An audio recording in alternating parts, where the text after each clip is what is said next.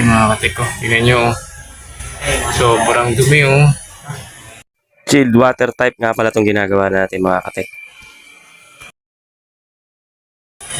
So ito yung pipe pump niya yun. Ay, yung pump. Pump. Kasi yung pinaka problema talaga nito mga unit mga katek, tumutulo na.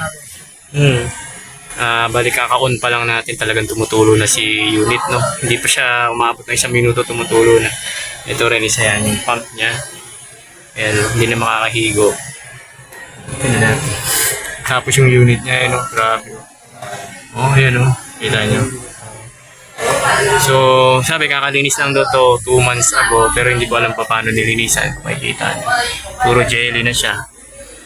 Yung sa likod kasi, okay yan. Walang problema dyan ay malinis. Pero ito kasi yung buga ng fan eh. Tutulak ng fan yung hangin papunta dito.